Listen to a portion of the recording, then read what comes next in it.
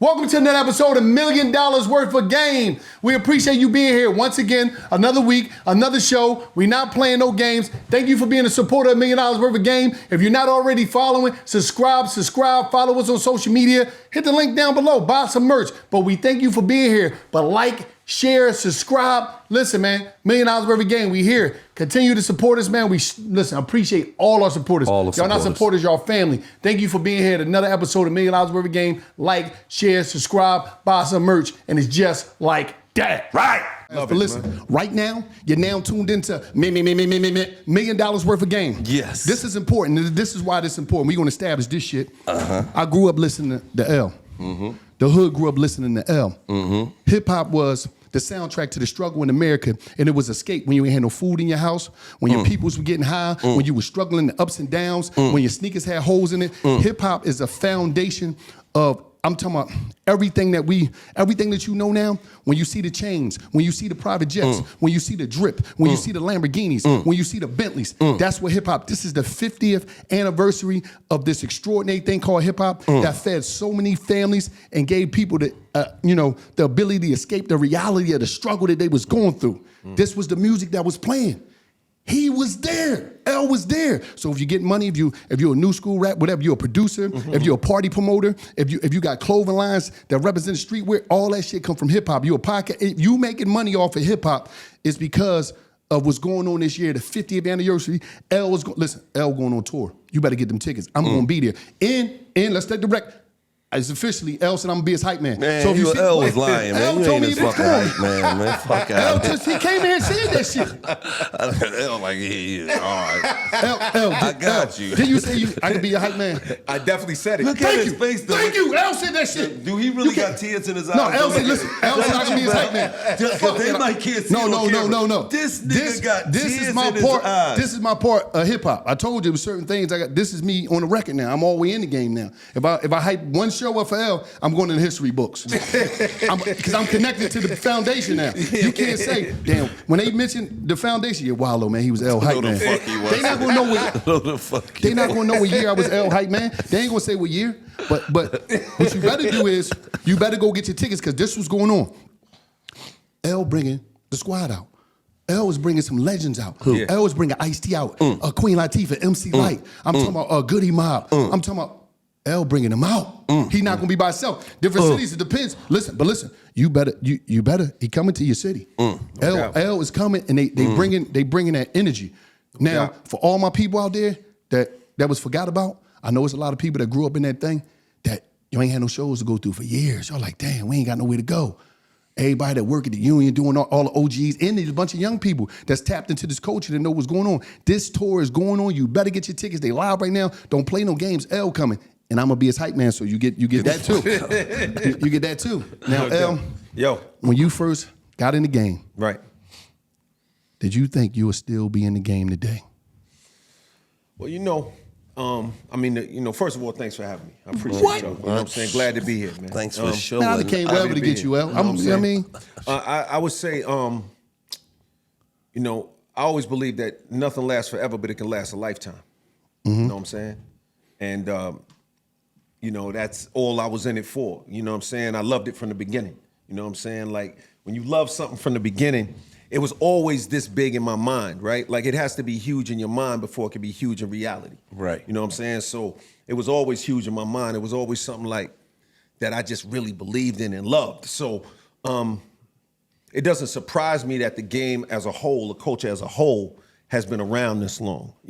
It's about artists staying creative, staying innovative, caring about what you do, not just doing it just to be doing it, but actually doing it for the art form and loving it. Right. And because of that, the longevity comes from that true passion and really caring about it. And there are a lot of people in the game who do really care about the art and the game itself, the culture itself. So did I see it being like worldwide and as commercial as it is now? Not necessarily, but I never underestimated it. You know what I mean? Right. Yeah. Now, when you first got in that booth, who took you to the stew? Like, who put you in the game? Or you just... So it's a few things. So first of all, I became a fan of hip hop at like 8, 9 years old. You know what I'm saying? I was listening to, Cold Crush, Fearless 4, Fantastic Romantic, Treacherous, you know, like Grandmaster Flash and the Furious 4 before there was the Furious 5, you know, listening to Zulu, Bambaataa, all the different artists that were, you know, doing tapes and everything. Force MCs from Staten Island, you know what I'm saying? I was listening to all that. You feel what I'm saying? That was first. In terms of, I started writing when I was around 11 or 12. You know, first I started off just kind of rapping whatever I heard on the tapes, because dudes were like, yo, we like your voice. Yo, let's say this. And I'd be saying the rhymes that I heard on the tapes, and then I started writing my own thing. The first time I went to the studio, actually, my uncle took me in the studio. I was like 14. And he took me in the studio, and I did this record in Swahili, Basi Somali Nasikia and all that. It was bugged. Yeah, what? I know you're going to love that. You can run with that all day. We're going to love that shit. No, because when you first an artist, you got to find your way. You got to find who you are. Yeah. So I went in the studio, but then, you know, that's when I started striving to make a demo. I started trying to get on at age 14.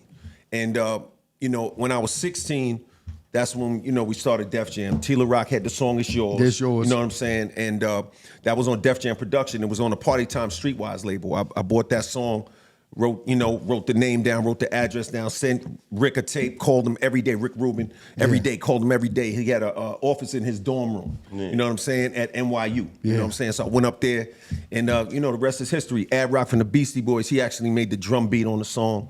And Rick kind of, he executive produced it and put the pieces of the puzzle together, and the rest is history. You know, Def Jam was born, and, you know, all of this stuff that we, you know now became, you know, that's what it was. Absolutely. You know, You know what I mean? It's crazy. When you first did your first show, right? You know, you go into the thing, you know, you had a manager at the time, or you was... Nah. First, there were no managers in hip hop when I started. There were no managers. There were no A&Rs. Damn. There were no executives. Think about this. Hold on. Think about this. Hold Yeah. up. Shit. He like, ain't nobody can tell us what the fuck Yeah, there we was needed no to do. manager. I'm first, nigga. The only manager was at like Red Lobster. You know, the manager at Red Lobster. You know what I mean? But no managers. It was look, Russell was an executive. He acted like a manager, and he was a promoter. Yeah. Like we were making our way. There was no industry. Like there was no network of people that knew hip hop, that understood the culture. You know, so everything was brand new. Remember, when I started, they didn't even play hip hop on the radio in the daytime. You know what I'm saying? Damn. Like that was when like you would only get it for like a couple of hours on the weekend. You know what I'm saying? So like I'm talking back like when Lady B was making records. Yeah. You know what I'm saying? Yeah. Like, you know what I'm saying? It was like that. You know what I'm saying? Like when I was going to like After Midnight in Philly, that was still, shout out to Lady B. They was still, when I was going to After Midnight, Back in the day. Kevin Hart. Damn. Yeah. Back in the day. So when I would go out there, like that was the vibe. So it was really about, you just had to learn your way. You know what I'm saying? You had to figure out what it is you were trying to do, and we just believed in the beauty of our dreams. You know what I'm saying? And that was it. And you booked your own first show. So yeah, my first show, I don't know how it came about. It was just kind of like word of mouth. Yo, dude asked me, yo, you want to do a show? I did it at Manhattan Center. It was a high school. You know what I'm saying? They pushed all the lunchroom tables together. Me and my man Cut Creator was on our way up there. The axle broke on his car. You know what I'm saying? Go to the Cut Creator. When the axle broke on the car, then we had to walk like 10, 15 blocks to the joint. He's like, yo, my car. I'm like, man, leave that shit here, man. We got to go. Right. So we like walked. You went and rocked that joint. We just walked and rocked the show. After the show, you know, it was the first time we signed autographs. He's like, yo, he looked at me, I'm looking at him, he's like, yo, I like this. I'm like, yeah, I like this shit too. You know what I'm saying? We signed autographs for the first time, and they pushed the lunchroom table. There's actually some pictures online of that actual event, you know, when I did I Need a Beat, you know what I'm saying? And that was actually 84. I had been rhyming for many years at that point, but that was my first professional show, you know what I'm saying, in 84. At what point did you know it was real? Like, hold on, wait, I got something. So, you know, it's funny you say that. I mean, honestly, I knew it was real when I used to look at Grandmaster Flash records and listen to their tapes and imagine myself on the other side of the vinyl and on the other side of the cassette tape or the Cold Crush tape. It was already real for me. Yeah. When I knew that I had a real opportunity for me, you know, as an artist, is when I got that first song, I Need a Beat. We did my first song, I Need a Beat. I didn't even have a contract. We just did it. I did it on the label Def Jam and all, no contract. We just did the song. Like I wasn't even tripping off of that. I just wanted to be on. You know what I'm saying? Because I figured like, yo, if you put me on, once you put me on, I'm off I'll to the figure it races. out. All I need is, a shot. That's how I felt. You know what I'm saying? Like whatever, I got to get it. You know what I mean? I've always been like that. I'm very aggressive. You know what I mean? So I had to have it. So once I got that shot, and then when I got the deal, I remember coming home to my mother saying, "Ma, they're gonna let me do 10 albums." Because I had a 10-album contract. I blew through that real quick. Nowadays, that sounds like insane. Yeah. But back then, it was like, I wished it was 30. Yeah. You know what I'm saying? Because that would be like the equivalent of getting an NBA contract, like for 10 lifetime, years, yeah. or 20, or 3 years. Yeah. Like you would rather, like at Right. that time. Now Right. it's different. People, we're all more sophisticated. There's more information out there. Right. People understand leverage and options. Their Right. options and all that. But back then, that was the way in. Right. And that was the way to your dream. It represented a doorway to your dream. That shit was like having a golden door, and there was a genie in front of that shit saying, "Yo, come through here and you good." Right. It's like, say less. Right. You know what I'm And saying? then at those times, Yeah. to go somewhere else is like, Where you going? where the fuck I'm going? Yeah, where you going? Like you got about 4 or 5 independent labels that are Right. messing with the music. Right. It's only about maybe 3, 4 labels that's really messing with the music. The rest of them are doing a lot of dance stuff, a little pseudo hip hop. Right. So it's not. There was no industry. Right. You know what I mean? You're going in a radio station. At that time, you know what I'm saying? Program directors are looking. You're like, fuck is this? Where's Cameo? Right. You know what I'm saying? Like, Right. where the Commodores at? Who are Yeah. you? Right. Where's Rick James? Right. Like it was that kind of a Right. world we were living in. So it was it's amazing, man. It's a blessing. I'm very grateful too. You know what I'm saying? Yeah. Like really, really grateful because I didn't know it was gonna become what it became. You know what I mean? Yeah. And for that I'm real grateful. When it comes to saving money as a small business owner, every little bit helps. Yes. ShipStation give you access to discounts of up to 84% off United States Postal Service and UPS rates, and you can manage every order from one simple to use dashboard. Yes. When you lower your shipping costs and make it returns easy, your customers stay happy while you save money. Yes. ShipStation hook up with the industry leading discounts, so you'll never worry about overpaying for shipping. Get up to 84% off United States Postal Service and UPS rates. And if that's not enough, use my promo code to try ShipStation for free for 2 months. Free. Over 100. I'm talking about 130,000 companies have grown their e-commerce business using ShipStation. And 98% of the companies that stick with ShipStation for over a year become customers for life. Plus, all your shipping is handled in one single dashboard. ShipStation effortlessly integrate everywhere you sell online, including Amazon, Etsy, eBay, Shopify, and more. Manage every order from one simple dashboard. Automate routine shipping tasks, print shipping labels, easily compare rates and delivery time to optimize every shipment, and automate delivery notifications. And with enterprise solutions that make warehouse optimization easy, ShipStation scales when you do. Worry less about the bottom line when you save money with ShipStation. Go to ShipStation.com, use code GAME today, and sign up for your free 60-day trial. That's ShipStation.com, code GAME. This episode of $1 Million Worth of Game is brought to you by Dodge. There's a new breed of hornet sweeping the nation. Hornets. They are fast, powerful, and aggressive. It's the all-new Dodge Hornet. This is Dodge's first ever high-performance crossover. The thing flexes a 2-liter Hurricane 4 turbo engine and packs up to 268 horsepower.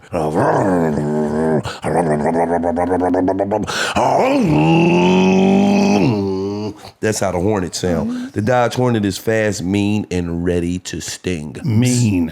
Bzz, bzz, bzz.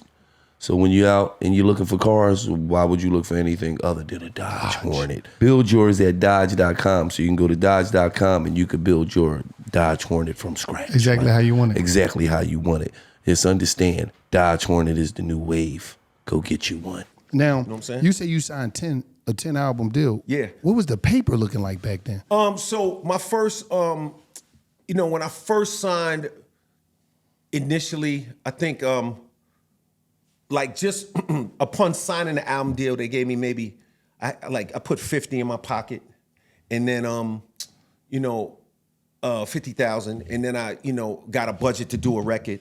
But I ain't gonna lie though, 50,000 in like 88. No, 80. Yeah, that was 85. 85. God damn, that was yeah, nice. no, it was all right. Like so, like to be totally transparent with you, dog. Like I didn't have the financial problems like that you hear about, and that's just a blessing. Like I own my catalog. But right? it's also too, you was really part of building that shit. Well, that's true. Yes, and also like I watched the show money go from my first show I ever did. I got $300. Right. But it felt like 3 million, didn't it? Bro, it felt like 30 million. I know. You know what I mean? It felt just because you just wanted to perform. Dog, and I got money for Chinese food. He was like, bet. I could get sneakers and Chinese food. It's a wrap. And a VCR? What?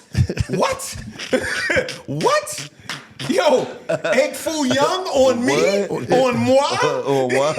On moi? And we can watch a movie. Yo, and we can go to the movies and we good? We I'm good. doing the show every day. Fuck Yo, it. it was incredible. So then, but life, it really took on a life of its own, and I did real well by the grace of God. And I bought my mother a house when I was 17. You know what I'm saying? So I at was 85, how old was you? 17. 17. Yeah, okay. like 16, 17. Damn. Yeah. And then that shit just Yeah, took off. because I made my first record. I started when I was 16. Yeah. Like I turned professional. I became a professional recording artist at 16 years old. Yeah. You know what I'm saying? And I was, like I told you, I was listening as a fan at 8, started writing at 11 or 12, 14 started looking for demos, and at 16 I made, my first song. You know what I'm saying? So it's like, this whole thing for me was like, this is all I've ever done my entire life. Right. Like I'm hip hop. Right. You know what I'm saying? Like the first time I ever heard LL was, yeah, I'm bad. I'm bad. Yeah. No rapper can rap. Yeah. I was like 12 years old. Like, who the fuck is this nigga? He killing that shit. Yeah. He was snapping. That was my second album. That was it. What year would that had to be like 88? That was 87. 87. Okay, 87, so I was like 88 11, 12 Yeah. years old. Yep. Yeah. But you said something very important. When did you said you owned your masters? When did you acquire them? Yeah, I own my catalog. So I got my catalog back like, just before 2000, around that time, around the 2000s. Damn. And I just it just worked out well. You know what I'm saying? I was able to so now when if you hear LL Cool J song in a movie or if you hear my song in a commercial, I've licensed that song.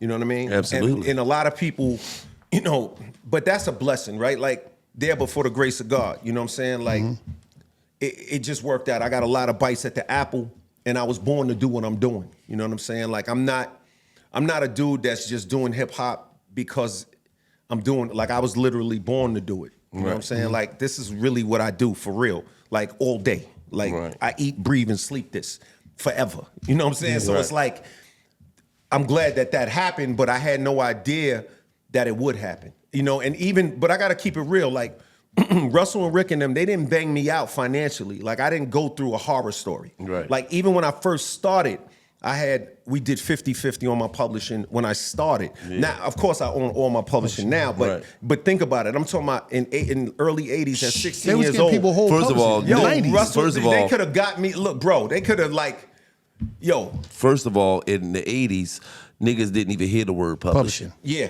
exactly. And so They didn't even.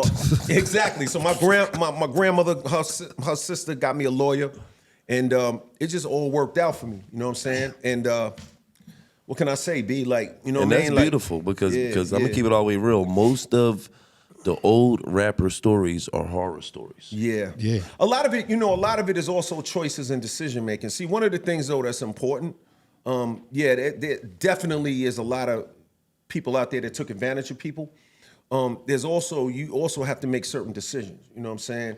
And you got to know your value, and you got to make decisions with long-term relationships in mind, and really understanding what it is you're trying to accomplish. You know what I'm saying? But it's not easy, man. Like, listen, you can't let me put it to you like this. I never heard anybody talk about Miles Davis's bank account.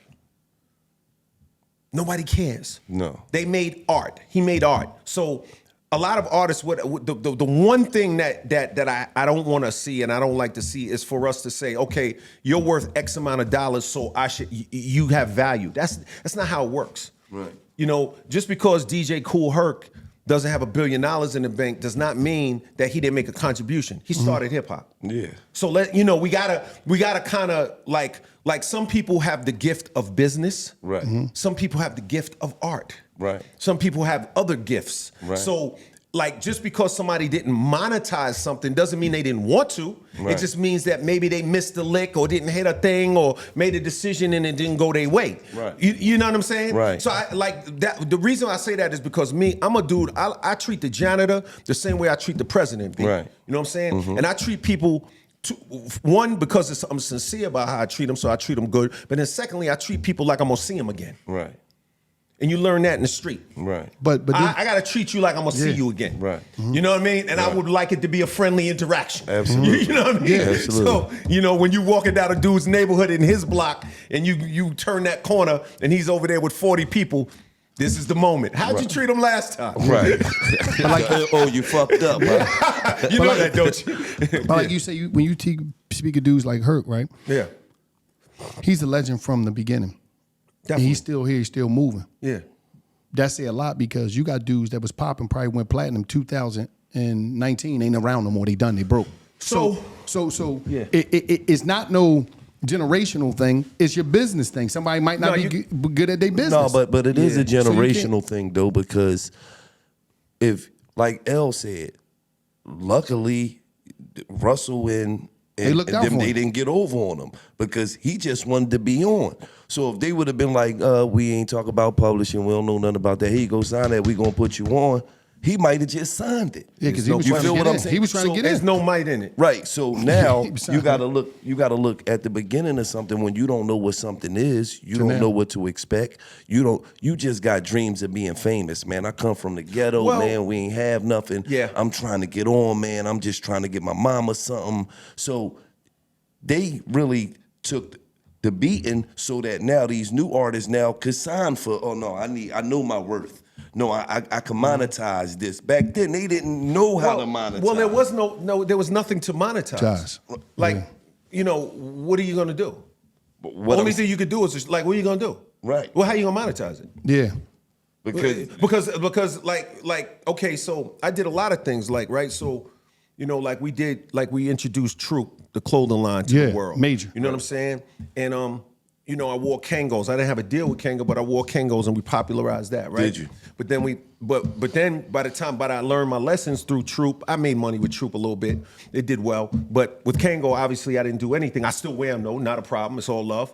But then by the time I got to FUBU, I learned my lesson, right? So when I, helped Damon and them get on and help, that whole thing happen, I'm one of the owners of FUBU, right? So, that you evolve. Absolutely. You know what I'm saying? You evolve and you learn, you know what I'm Absolutely. saying? So what I did though, one of the things I did with Rock the Bells, the company, it's not just the radio channel. It's not just the festival. It's not just the cruise. It's an actual full company with content, commerce, and experiences. Kool Herc has equity in the company. He owns a piece. Big Daddy Kane owns a piece. Roxanne Shante owns a piece. Run DMC owns a piece. Fat Five Freddy owns a piece. Risk, the graffiti artist. Jonathan Mannion, the photographer. Salt and Pepper own a piece. I made sure that different people had a piece. You know what I'm saying? Right. Eminem actually invested too. Shout out to Eminem. I made sure that people I felt like the people who started this culture and the people who helped contribute to this culture deserved to share in the success of the company, Right. of Rock the Bells, because I believed from the beginning that it would be a success. So I, made sure that they had a piece. Right. Sometimes I'm not even sure they understand what they own a piece of now, because Rock the Bells has become something really major. Right. You know what I mean? But it started with me saying you should have a piece. Right. Like that's how we got to do with each other. Absolutely. You understand what I'm saying? So the way Russell and them treated me, like Lior, Lior, they say, controversial, this and that. But at the end of the day, I did the deal with Lior to get my catalog back. Yeah. The whole thing, though, is just that, one thing about deal making, like you gotta, you got to understand the dynamics of the situation and act accordingly. Right. You know what I'm saying? So when a rabbit stick his head out the hole, the hawk strikes. Yeah. You know what I'm saying? Like right there. Right. Yeah. You got to understand that. Like that's how you get it. You know what I'm saying? And I want to tap on two things. Shout out to Leor, because Leor brought me over to YouTube, him and Tuma, to be the cultural advisor. Yep. Met up with, shout out to Leor. And I want to say this. I want to salute you, give a shout out to L. Y'all don't know this. LL called us to come have a station on, Rock the Bells. But the time wasn't, this was years ago. He seen something years ago, like, yo, what's up? He jumped on the phone. He called me to my L on the phone. I said, nigga, get the fuck out of here. Why would L call you? Nigga, you ain't no hip-hop historian. He clicked in. I said, L, what's up? Wallow, what's up? I said, what the fuck? How you get L on the phone? L like, He listen, start talking some old other shit. If you need somebody to carry your bags on tour, all I'm that like, shit. nigga, you trying to do business with us. He might needed a hype man. Nigga, you always gotta be, that's how you got in back in the day. Now, you know what it is, man? I believed in y'all. I believed in y'all from the beginning. You know what I'm saying? Like I saw it when it was just some shit happening on the gram and just some funny stuff happening. I believed in y'all. Like, you know what I'm saying? And you know, that's why I'm here. You know what I'm saying? And I was happy when it happened for y'all. Because that's what I wanted to see. Yes, you did. You know, I didn't happen to do it with me, but you did it. Yeah. And for me, that's beautiful. And the You only know what I'm reason saying? we ain't doing it with L because it was time. It was a lot of time. Philly. But one thing I can say is L is one of the black people that called us up and tried to with that money. With the money. Ain't been too many of you niggas. But L called. L called and said, I love what y'all doing. Let's see if we can figure it out. No doubt. Shout out to L. They call him Big L. All that shit. Got that money too. That's legendary. No, straight up. Lord have mercy. He called with that paper. He had that paper. Oh shit. Yeah, Lord have mercy. And we appreciated it. You know what I'm saying? Now, coming up in the God. game, L, was it ever a time? Because you know it was different back then. Right. See, now it's comfortable for dudes because in the game now, you can't just go at somebody because if you go at somebody, it's like you hating. Right. Was it ever a moment when somebody came at you or was like, oh shit, this might be it. This shit might be serious. Like You mean this, like on some streets? No. Rap. In the rap game, was it ever somebody that had you like, damn, I got an uphill battle? Anybody? I'm just saying that. Tell it this shit that everybody don't know. You looked at everybody Look, all of these guys are good. I mean, it's like being in the NBA. I mean, they're pros. You know, so most of them, you know, some of them was just like, you know, they sound like water boys and shit. But so a lot of them was guys that had handles that could shoot with both hands, and they was nice. Yeah, it was dudes that was nice. But you know, when you're a professional at something, that's what you are. You know what I mean? So somebody else being nice doesn't make me feel unnice. You know what I mean? Right. It's just, this is a real guy. Like you got to deal with this. Right. This is real. Right. Like what's in front of you is real. Right. Like, and but since the beginning of the game, like being in hip hop, I always knew like it was always somebody nice, man. Like that's regular. Like you expect that. That's like walking in the gym and ain't nobody gonna be nice. Right. You know, somebody gonna be nice. Right. You know, damn, homie got handled. Yeah. Like you got to, you know what I mean? So like I always respect the other artists, other rap artists, their bars, I'm not like looking down at nobody. I'm not fronting on them like, I recognize these dudes as nice, of course, 100%. You know what I'm saying? Reality is I probably wouldn't have responded if I didn't think they was nice. Right. You know, like you only respond to somebody if you think it's something being said that needs to be addressed. Or they irritated you. Well, that's the thing, right? If they irritate the shit out of you, you need to address it, right? You like, I'm on you. But they can't irritate you if it's bullshit. Right. Like, it's hard to irritate somebody with some whack shit. Right. Yeah. You got you gotta have some shit. Talking some whack shit. Get the fuck out of here with that old crazy shit. Listen, you know what I mean? Once you start, go put a sleeping bag in a parking lot or something, or a fucking parking spot. Right. Right. No, hold on. So, what was your roughest battle? I mean, they was all about the same. Honestly, They basically saying I got all them niggas out of here. no. I'm not coming because you're gonna have people in the comments. They're going, this one, that one, he got him. He got him. So before you start with that comments and that bullshit, I already know what you're gonna do. So like my thing is like when we asked Antonio Brown, who the best cornerback that guarded you? I'm still looking for him. Who your roughest battle? They all was the same. I mean, look, I think I would say the one that I paid the most attention to would probably be Cannabis, because the other ones, I was so goddamn delusional. I didn't care nothing about none of that shit they were saying. I was champagne in a limo. That shit was nothing. It was, you could have said anything. I wasn't listening to that shit at all. And then with cannabis, you was a little older. He was a young boy, so you had to get him out of here. Well, it was just like, you know, with him, I think that was really more my fault. You know, I think that was a little bit more my fault because I could have addressed him a little differently. You know, he wanted to, he wanted to get a tattoo like mine. I could have said, good luck with that. You know what I mean? But I didn't understand that path at that time. I wasn't there yet mentally. Right. So I'm like, the fuck you mean you want to get something like me? Like, you know what I mean? Like, that shit sounded crazy to me at that time. You know what I mean? Like, I did not understand that. Like, my brain was not developed. You know what I mean? Like, I wasn't developed like that. Like, Hey, you imagine a dude telling you, yo, I want to get a tattoo just like you, and you like kind of like a little bit removed from the street, looking at this nigga like, what? What the fuck is you talking about? That shit sound crazy. What are we, a fucking couple? You know what I mean? Right. So you just went at him like, that's yo. how it was in my mind. Now I understand it was a compliment, and he was just showing love, and he was, showing, admiration. That's why I don't go at him now, and I don't try to hurt these dudes and like, you know what I mean? Like I'm not gonna play that. Like they're gonna take this clip and it's gonna be about No, it's not. that. Shout out to cannabis. You know what I mean? But all love. Shout out to him. But I wouldn't play him. But that's what the thinking was. You know what I'm saying? It was but I just loved, I loved every moment of that. Like all of that was great for me. Shout out to L for knowing when a black man ain't mentally there yet. I wasn't there yet. Yeah, I wasn't there. Fuck you mean? That's where I was at with it.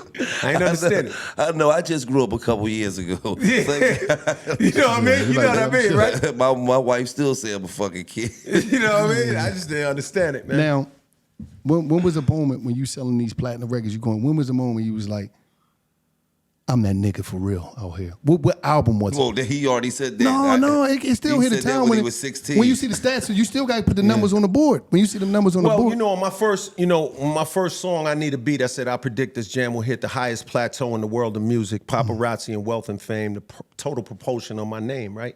I said that on my very first single. Like when was I feeling myself? I think when I introduced all of the jewelry and the champagne and all that to the game, when I did Walking with a Panther, if you look at my Walking with a Panther album cover, that was like the precursor to everything that hip hop became, right? I did that in '89. Like the Moet, the champagne, I had supermodels on the cover, a Panther, you know what I'm saying, with a rope on it, like, the brick phone, the briefcases, cuffs, the 560 Benz I got shipped from Cali, like all that. I was doing all that in '89, right? So it's like... But hold up. When did Paid in Full come out? Because they had the ropes on. Yeah, but I did but the way I did it was it was different. That was like, it wasn't even, those dots wasn't even connected like that. Okay. You know what I mean? Because you got to remember who I was running with. You know what I'm saying? So Ra and Eric and them, they was like with a lot of Brooklyn dudes, which is all love, right? Yeah.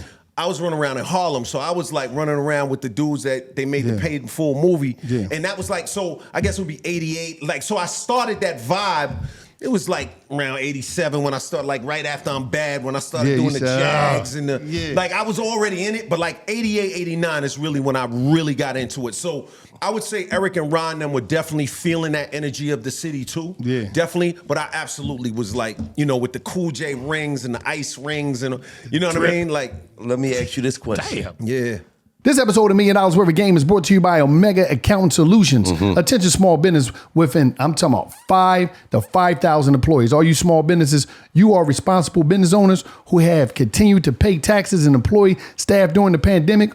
Omega Accounting Solutions is a small business champion. I'm talking about they're the champion. They come to save your day. And your business get back the money you deserve through the CARE Act. How much they give back? They get up to $26,000 per employee. So if you have 5 employees, up to 5,000 employees, when you sign up for this, $26,000 per. You get $26,000 per employee. Recover the payroll taxes you overpaid as a refund up to $26,000 per employee, even if you got the PPP loan. Learn if you are a good candidate in less than 10 minutes with a free consultation. Omega was recently named the #1 best ERC company for getting your ERC funds by Merchant Maverick, a small business comparison and review site.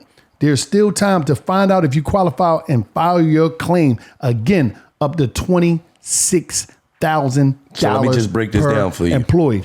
If you got a small business, you got employees, you might be owed some money. So all you got to do is 10 take minutes. 10 minutes out your time, fill this out. If you got 10 employees, you might get 10 times 26,000. If you got 5 employees, Yes. 5 times. If you got 150 employees, 150 times 26,000. It depends. It But I'm gonna say depends. this: you got to before we find out any of this, you got to take 10 minutes to see if you qualify. And what I need you to do now is call 855-505-DAVE, 855-505-DAVE, or visit OmegaTaxCredits.com/Barstool Sports right now. Right now. Stop playing games. Yes. Today's show is brought to you by Barstool Sportsbook, the one and only sportsbook of our show in Barstool Sports. The Barstool Sportsbook is made for you, loyal fans, listeners, and is the only place to find exclusive picks, parlays from Big Cat, El Prez, and $1 million worth of game crew. You know us. Yeah. Follow us, to fade us is up to you. I show y'all my picks. I show y'all my parlays. I show y'all that I kick ass on Barstool Sportsbook. Yes. But Barstool Sportsbook is now offering a $1,000 bonus for new players. If your first bet loses, you get up to $1,000 in bonus cash. So download and create an account today. Use code GILLIE, GILLIE, to get that $1,000. You hear me? Don't forget to use code GILLIE. Download Barstool Sportsbook right now, create an account, and use code GILLIE to unlock your $1,000 bonus. The Barstool Sportsbook lets you, however you like, daily odd boosts, live in-game wagerings, move the line, teaser bets, parlays, plus the biggest payouts. Casino is also available in selective states, table games, and slots. If you love us, you love Barstool Sportsbook, so download, create an account today, and be sure to use the code GILLIE to unlock your $1,000 bonus. That's the Barstool Sportsbook code. GILLIE. Must be 21 to do this. And if you have a gambling problem, 1-800-GAMBLER. Welcome to another episode of $1 Million Worth of Game Business Spotlight, where we highlight them guys, man, them women, them people that's out there that's making it happen to give you the news you can use and give you some game. Yes. Today, we got my man Andy buy houses, and he coming with the 100K play. Listen, what he do, he buy the land and he build. That's what he do. He's buying the land and he's building on it. He's not going to buy it all, rehabbing it. No. He's buying the land and he's building on it. He's going to give you the game on how to do that today. You're going to get the free, listen, for nothing. If you don't do nothing, you're going to get the free ebook, right? Digital, I got the physical. I got the physical copy. But you're going to get the free one, right? The ebook that's going to give you 40 steps to get in the game and how to bust a 100K play. I'm telling you, he's not playing no games, but what I need you to do right now, just to get the free ebook, I need you to text MWG for the free ebook, MWG, to 727-888-2607. 727-888-2607. Yes. Text MWG. Don't play no games, man. Listen, man, the 100K play, man. Now, Andy, you in the game, you know what I mean? Andy. Big Andy. Now, Big you know, Bentleys. things wasn't always like this. No, You did some time, you're figuring out life, you're growing up, you're trying to do, but now you're in the game. How did you get here, man? And who put you on game?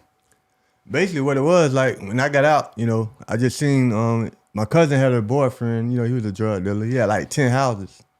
And I was like, dang, you know, he ain't nobody special. So he was able to get 10 houses, like, dang, well, how could I do it? So what I did, like I bought my first house in like 2011 when the market was down still. I bought my first house, the duplex, for like $14,000. So I bought that, had that for like a while. Then I thought about doing wholesaling. I wholesaled all the way until like 2016. Then that got slow. Then I just started doing like keeping the properties. I would just buy the phones. If I can't wholesale it, I could buy it. Just go ahead and then just put a little makeup on it. I just do that to make about 20, 30K doing it that way. Yeah. And I got tired of that because them numbers weren't big enough. So in like 2020, I just said I'm gonna go ahead and start building on my own. So I ain't never had nobody show me how to do it. I ain't had nobody look up to, nobody doing it around there. So I just had to jump out and do it. You know, it took me like 4 months because I was scared, paranoid. You know, everybody don't know what they don't know. Right. So I ain't even jump in it. I just said I ain't gonna do it. But then I just figured out I had to go ahead and do it. So my first one took me like 11 months to do. And then after that, I realized I got that $127,000 check.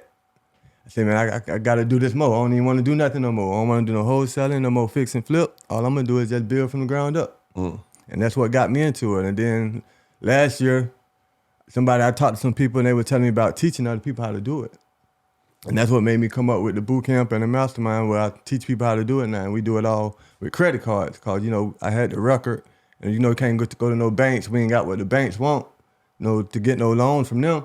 So the easy way for me to do it was with credit cards. Credit cards don't know how you look. All you gotta do is have a good report. You get that good report, then you win there. All you do, get the high limit credit card, take the money off of them, use that to start building. Then the hard money, man, gonna give you the rest of the money to finish. Okay, so bam, I come to you. Right. I get some credit cards. You feel, first of all, I gotta have my credit right. No, you don't. We fix your credit. Oh, we so repair your credit. So you gonna repair somebody's credit for 'em. Right. Okay, cool. You get my credit right. All right, now what do I need to start activating these credit cards to be able to start the process? What type of credit score? 720. We get you over 720. Once you get to that 720, we're gonna give you a list of the cards to apply for. Okay. So I And got a 720. and how to apply for them. So I got a 730. I'm ready to move. Right. You're going to give me a list of these credit cards. I'll apply for these credit cards, right? Right. What's the process after that? After that, you usually get between like 100 to 200K in funding. And after that, we show you how to take the money off of those cards and use that to start the building process. So we ain't got to use none of our own money. We use the credit cards to start. And then because the hard money lender want to see you with skin in the game. So if you ain't got the money to put the skin in the game, you taking the money off the credit card to use that. Okay. Now, what's the skin in the game? When you say that, I think what I'm hearing you say is that, like, if you got the foundation you already building, they like he building something, so that's when the hard money lender coming at. Yeah, because when now they see the the hard walls. money lender don't want to take all the risk. So he want to see some He walls. don't want to risk all his money. So he want to see some Yeah, walls. he up want to and- see it up. Be like, okay, well, I ain't all in. If I lose my money, I still got, I'm still got something I can resell. But if he ain't got nothing and he got all in with all his money, he don't feel like he can recoup all his money back. Okay. So now he got to have you with skin in the game. So you got to take a loss too if y'all do lose. Okay. So basically, that's what that is. That's just like in the street light. When you go into the plug ain't finna lend you no money. If he don't know if you're gonna bring his money back. Right. The plug ain't finna give you 100 of them if you ain't buying 100 of them. Right. You got to purchase some. Yeah. You got to have some skin in the game. Right. Okay. Yeah. So now you get the credit cards. You get the money off the credit cards. Right. Now it's a building process.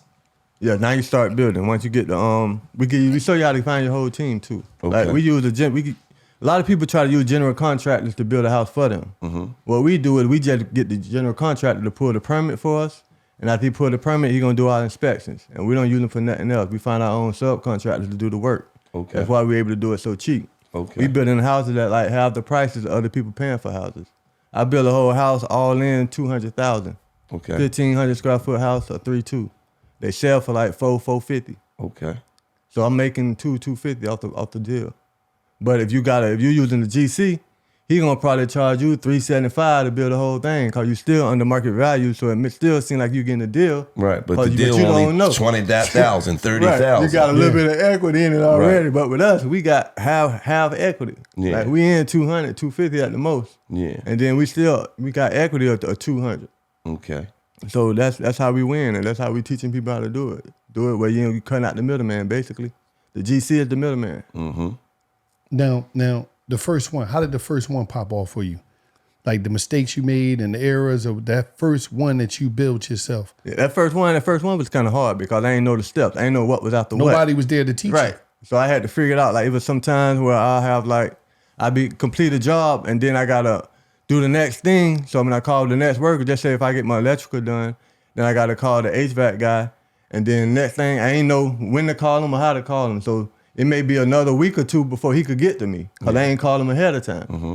Basically, you got to call the people ahead of time so that way when they get to you, they not tied up on another job. Absolutely. So you got to know the whole process, the whole step of that. And So I ain't know basically, it. you crawled so people could run. Right. Basically, I took the L for them to take the W. Yeah. Yeah. And now I see you do a class. I see your classes be filled the fuck up. Yes, sir. I'm talking about your students, your mentees. Yes. They be in that motherfucker, and you really teaching them how to do this shit. Okay, so now after you build the walls up, you get some building up. Now the hard Money lender give you the money. He'll front you. He'll front you the rest of it. okay. Cause And then- it's something physically he could see. Before it just land. It ain't nothing. Like, I don't want to lend against land. I'd rather lend against something that I could see. If the wall's up, I know I could spend a couple 20, 30 more thousand, 40 more thousand and get it finished, and then I can make the money, make my money back. Okay. That's how hard money lender thinking. Okay. But he don't want to start from the ground doing the whole thing. Right. If he lend you money on the land and you ain't got nothing there, Right. I don't want to do the whole project to get my money back. That's how he thinking. Okay. That's beautiful. Yeah, that's major because I understand what you're saying now because it's like his whole thing. I get the land, but the land that don't mean you're going to start building. Right. And then I might got to finish it, finalize it and finish it off and all that type of stuff. How much the land usually costs? Like what you be In our usually area, doing? we getting land anywhere between 75 to 100,000 for the lot. How big is it? That's probably between 4,000 to 8,000 square feet. Okay. And then you're building maybe a 1,500, 2,000. Yeah. So once you got the land, we building the house at 150, Okay. $100 square foot. Okay. And then we got another trick too that we doing. Like I'm teaching them how to do ADUs. You know how they had an apartment garage in back of houses? Mm-hmm. Teaching a lot of people how to do them too. So we doing that to get more income out of your build. Like on a single family, like a lot of places want you to be zoned multi-family to have more than one unit. Mm-hmm. But on our single family lots down there and a lot of other places, people don't know that they could put them ADUs in the back of a house. Okay. That's already there. Like if you got a house already up, you could put one there, or you could build a new house in the front and one in the back, and you can make that ADU in the back pay for the house in the front, so you'll be living for free. That ain't bad. Give them that number again. Listen, man, I want you to listen. Shit. Listen. You got to get Andy Buy Houses, how to build using credit cards, man. I'm talking about building homes, man. You get this free ebook. All you got to do is text MWG to 727-888-2607, 727-888-2607. You're getting a free ebook that's going to give you 40 steps of how to get in the game, how to build houses using credit cards. And this is the game they're going to give you. Going to help you fix it. This is the 100K play. They're going to help you fix your credit, do everything. But it just threw me off, man, with the addition you just told me you can make. So a bunch of people now probably going to look at this and be like, man, I got to take something to build something on the back of my property and they can pay for the front. Yeah, like they got requirements. All you got to do is go to zoning and see how big they want the lot to be. But it's usually like 4,700 square feet. If your lot 4,700 square feet, they'll let you build an ADU in the back. Either ADU, that's an ADU apartment mean? garage, accessory dwelling unit. Okay. That's the definition for it, but a lot of people ain't gonna know what that means. But it's really an apartment garage. It's an apartment up top with a 2-car garage at the bottom. So all you got to do is up there, put a bathroom, shower. Yeah, make it just like apartment, just like Kitchen. apartment. And then what we do down there, we Airbnb that apartment. So we Airbnb that apartment and let that pay for you're gonna make 2-3 times the rent if you Airbnb it. And that'll cover the whole mortgage for the whole property. Damn, that's major, man. And you do all of this starting off credit cards, none of your None money. of your money, all free money. And then you got a boot camp Yeah, boot camp every 3 months. that you charge $5,000 to. Yep, 5,000. To come to. come And to. you do everything for them. No, we don't get to do everything. We give them all. We do the credit part. Okay. We gonna repair your credit. Yeah. We're gonna show you how to get the cards. Yeah. We're gonna show you how to take the money off the card. Yeah. Then we show you how to build with the money. But it's on them to go out and build with it. Like we're gonna give you the game. Yeah. But it's on you to put And that's do the the action. That's not the boot camp. That's the mastermind. No, that's the boot camp. That's the Okay, boot camp. mastermind is like a one-on-one. Like I walk them through the whole process of building a house. That's so the they mastermind. can go on the sites and all that shit with you. Yeah. Walk on site. You gonna show them. They see it being done in real time. Yeah, they get that at the boot camp. Okay, so they get that at the boot camp. So the also. boot camp. So right now they get the ebook for free. Got Right. 40 steps. Show you how to do it. But it's like, okay, the first step. So in order for them to get this ebook, y'all got to text MWG to 727-888-2607, 727-888-2607. You see the number right there. You're going to get the free ebook, the 40 steps of how to build houses using credit card. Andy Buy Houses. Give them the game. Go ahead. Okay. But okay, they get the ebook. So what if a person say, no, but I need that one-on-one? They could give you $5,000. They come, they be at the boot camp with you, and you just educate them right there on basically how to turn their whole life up. Yeah, basically, we show them how to do it themselves. Then we got the mastermind where we do it with you. That's the next step. So it's 3 different levels. It's the ebook, if you just want the ebook and figure it out on your own. That's free. Yeah. Then we also got the boot camp. Yeah. If you want to come to the boot camp, we show you the whole game. You get to ask your questions. If you may read the ebook, then you make out other questions like, I don't know how you do this part, how you do that part. Come to the boot camp, you get all that. And then I show you my property tour too on the second day of the boot camp. So you get to see everything that I taught you. So you get to see all the properties that you actually built, Right. from the ground up, That I'm working on now. and that you're working on now. Right. Okay. And then we got the mastermind Well, we help them build their own property. When I hold their hand through the whole process. So the mastermind is the one where y'all say, no, we all the way in. Yeah. Okay. I'm there with you for the whole year until the whole thing built. Oh, okay. Like, it ain't you doing it by yourself no more. Right. It's you doing it with me. Oh, okay. And you can use my contacts. You can use my whole plug. I already got the team already designed. And I got lots, too, that I'm selling them. So I got lots that they could get or they can buy their own lots. It's up to them. But it just make everything faster and make everything, like, dummy-proof. Absolutely. And then, you know, after that, I call it the 100K play because we don't make nothing less than 100. Every play. That's why it's the 100K play. That's beautiful. That's beautiful. What y'all need to do right now, y'all need to text MWG for this free ebook. Text MWG to 727-888-2607, 727-888-2607. It's a free ebook with 40 steps. I got the physical copy, but you're going to get the electronic copy. You're going to be able to put it on your MacBook, put it on your phone, do whatever you want to do with it. You could print it out, read it, do whatever you want to do, mark it, whatever. But right now, you need to get with my man, Andy Buy Houses. Anything you want to say before you get out of here, Andy? Yeah, like that same number. Like if they want to come to the boot camp, they could just text 100K to that number. Okay. 727-888-2607 and text 100K. You come to the boot camp and then you can learn the game. Come out here and do it on your own. Or you can just, if you want to do the mastermind, just let me know. And then we can walk you through the process. And you said you do the boot camp every 3 months? Yeah, boot camp every 3 months. So when is the next one? June 3rd and 4th. Oh, okay, cool. So listen, if you out here and you a basement warrior, a middle room warrior, Yeah, you living not with your mom. doing shit. I mean, living with your girl. I mean, why wouldn't you get down with Andy, who gonna show you how to get money without 100K using play. none of your money? Right. Stop thinking this shit not possible when you sitting here seeing a nigga that was in jail. You see another nigga that was in jail who came out of here and turned it the fuck up.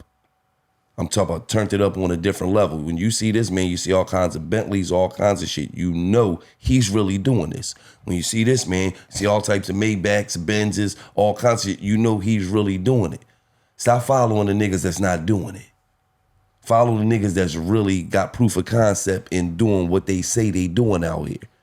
Give them that number one more time, cuz. Listen, man, right now I need you to text to get this free ebook, the 40 steps of how to buy houses using credit cards. Andy Buy Houses is going to give you the game. And all you got to do is text MWG to 727-888-2607, 727-888-2607. He's giving you a free ebook. I'm talking about I got the physical copy, but this thing is loaded with all type of information and game. They got the pictures to show you how it's supposed to look, the beginning stage, the foundation. I'm talking about the lot. They got everything in here, man. It's just a bunch of information here. Get that book right now. Stop playing games. This is another episode of $1 Million Worth of Game. And the day we had Tampa's own / St. Petersburg, Florida, Andy Buy Houses, man. The 100K play. And it's just like that. Right.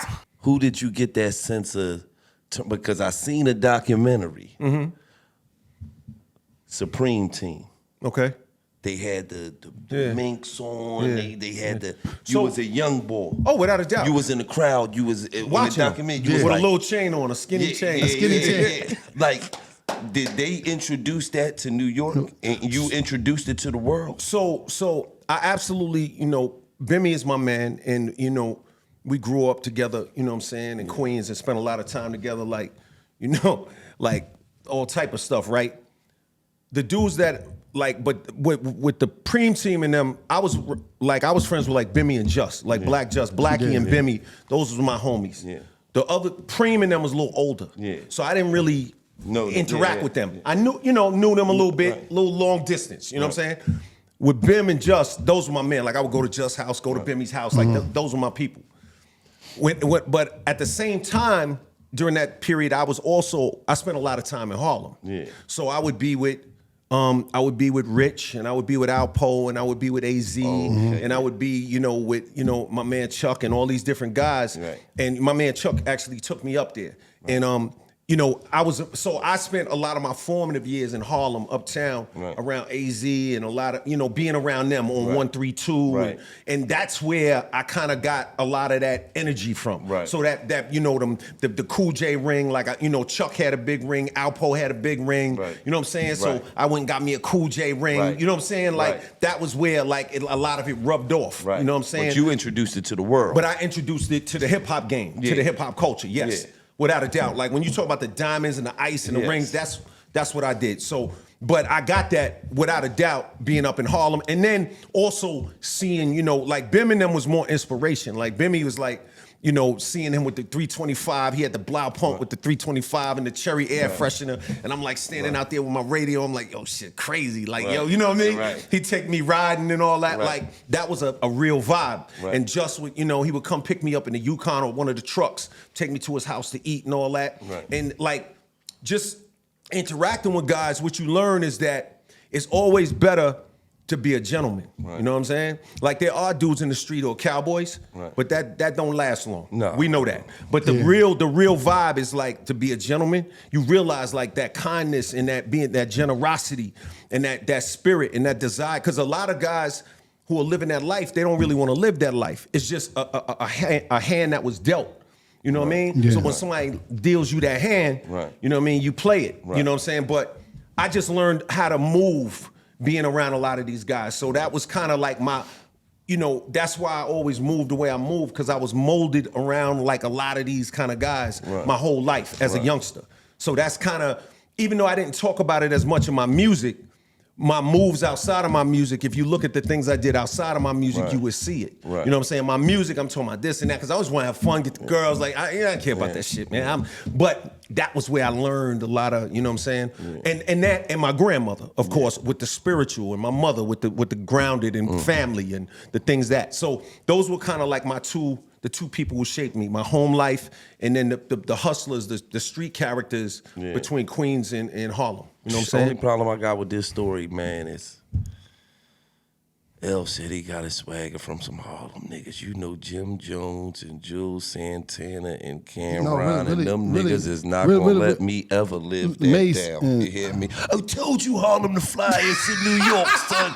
Didn't I? It's really Jimmy. It's really Jimmy. Jimmy Hey, yo, gonna say if that. it's any help, hey, yo. If it's any help, I put my own twist on it, B. You know, Okay, all right, bet. If that, let me help you out a little bit. Please. I put my own It twist wasn't on it. 100%, Jim. You know what I mean? I Niggas put my is twist gonna on it. Gilly, I son. put my twist Jim on love it. that Gilly, shit. you heard LLs. He got his swag from us. We been them niggas, Gilly. No, I'm not. Harlem is the flyest niggas Jimmy, in the Jimmy, world. I love Jimmy. He was in the house. I love him. Jimmy I gonna love say him. that. Them niggas gonna argue But down you know what? They wouldn't be Harlem lying though. niggas- But I ain't mad at them because you know what? Harlem niggas the flyest niggas in the world. I'm not gonna go into all that now. Let's not get carried away. Let's not get all outrageously ridiculous and pull out the violins and shit. I'm just saying, you know what I mean? I'm just saying I learned a lot of how to move from them dudes. You know what I'm saying? You know what I mean? Right. Now, You know? now, we got to take it to, you took that shit from the mic to the movies. Yeah. How the fuck was that pivot? Like, how did you? So I mean, the real story is that, you know, I went up to the record company one day and I said, yo, looking to do a new album. You know what I'm saying? I had a couple of moves I wanted to make financially. I'm like, so I'd like to get an advance on the next album and get going. And the dude I was talking to kind of did this. Yeah.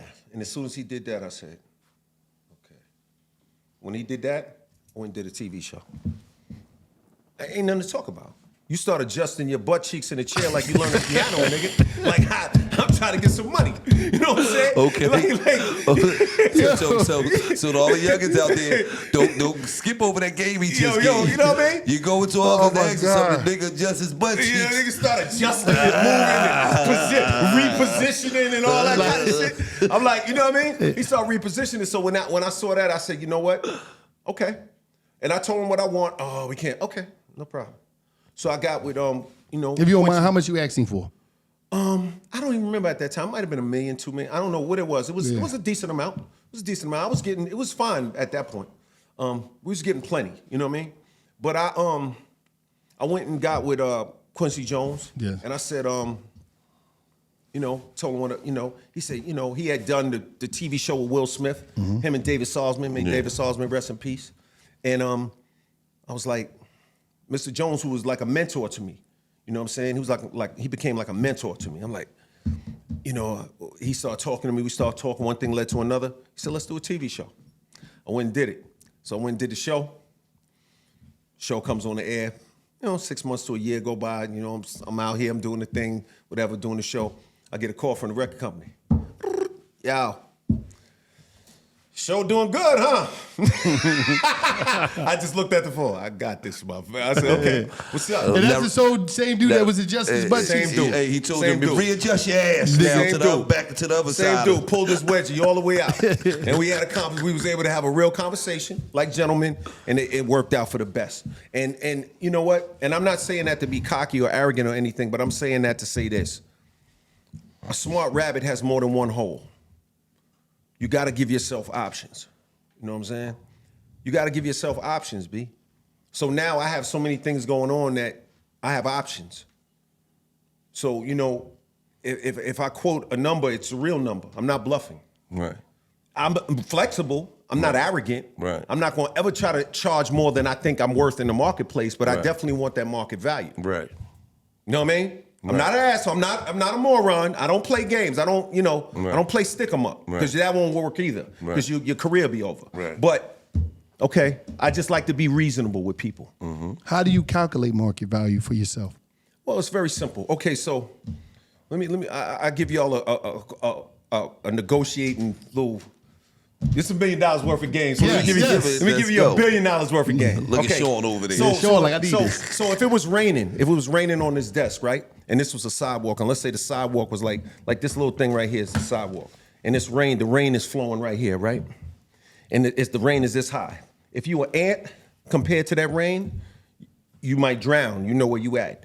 If you're a bigger roach or something, compared to that rain, you do a little better. If you're a mouse, you do a little better. If you're a squirrel, you do even better. Now, if you're a cat, you do even better. If you're a dog, you do better. If you're a bull, if you're a horse, you do better. Camel, you do better. You understand what I'm saying? Giraffe, you do better. So the bottom line is you got to understand when things are happening and when it's flowing and when the rain is flowing in the world that you're in, what are the dynamics? What are you in this situation? Are you an ant?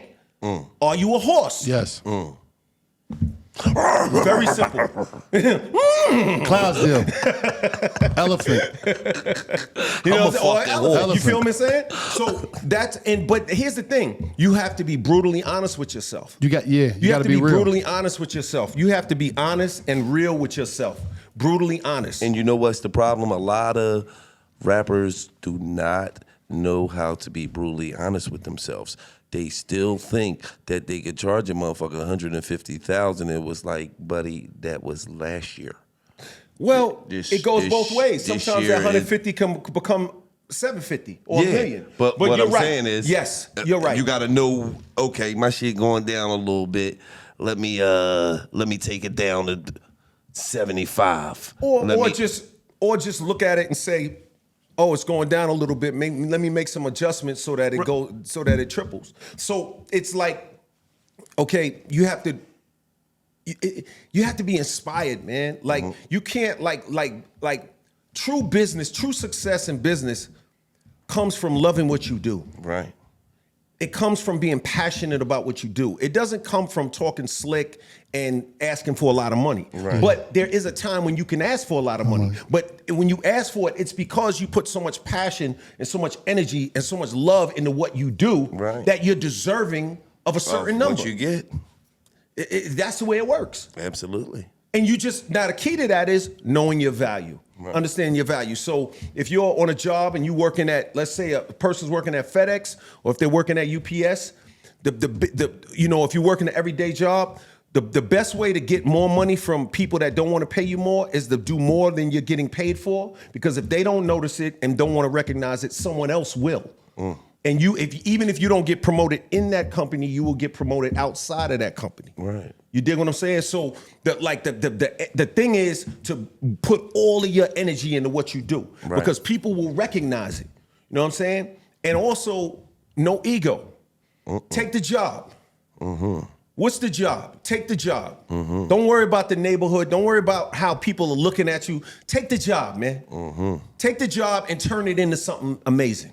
A lot of the people that be running these record labels used to be people's interns. You have a bunch of problems with that. Gil was trying to put that shit down. Oh, word? Yeah, you got to squeeze both. I don't. You know me. I'm a fucking weirdo. I'll be here all day. I can't not do some shit. I'm gonna leave it alone though, because once I get started, it's gonna be crazy. Push this down right here. Okay, there you go. Boom. Yeah, there you go. There you go. Wham! I found it out. There you go. Yeah, take the job. Take the and job. grow within the system, and then grow out of the system. Because That's a lot right. of people was started off as people's interns. 100%. And then Kevin now- Lyles, when Kevin Lyles Shout out started, to Kev. he was what up, Kev?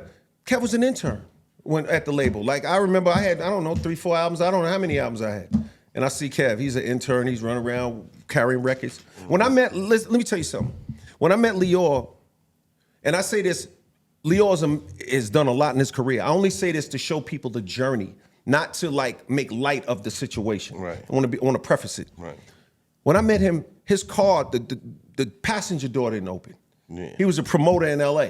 Yeah. And I got in the car. I had to get in through past the steering wheel. I get in the passenger seat. Right. Then he get in. He's driving, Right. and he's talking to me. We're going to change hip hop. We're going to do amazing things Yeah. together. Right. And I'm just sitting there like, yeah, definitely.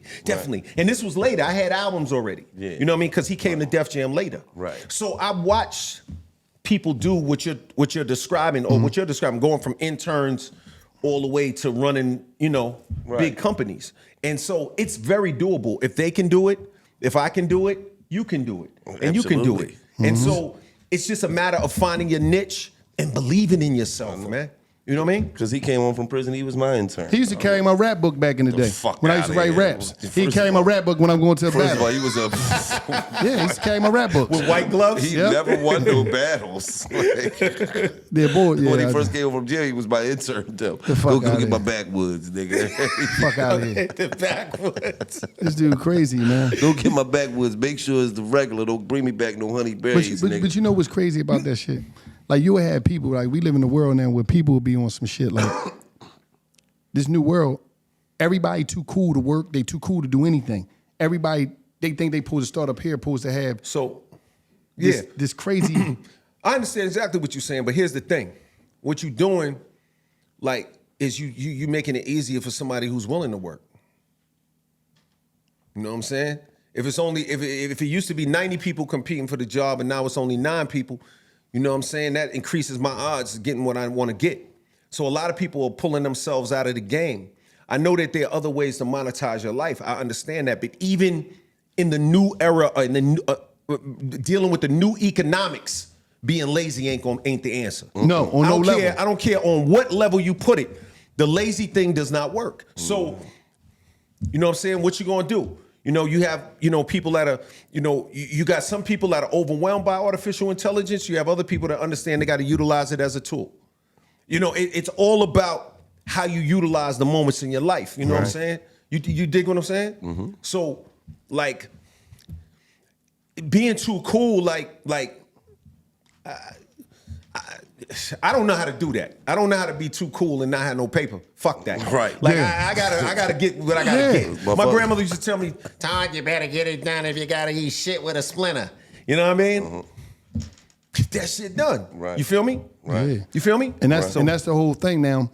When you slid into the movies, was it easy for you? Was it simple? No, it wasn't easy at all. I had an acting teacher. I went to the Spaza Academy for acting. I've had a teacher the whole time.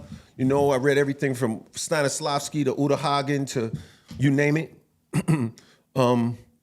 And again, you never limit yourself. You know what I'm saying? Like, that's the thing, man. You never limit yourself. Let me ask you this question though: did you ever get any negative vibes? Because actors take their shit real serious. So for a motherfucker that went to Juilliard and he did all of these things to become this great actor, and now he looking at you like, he just think he could slide in because they he a get mad. rapper.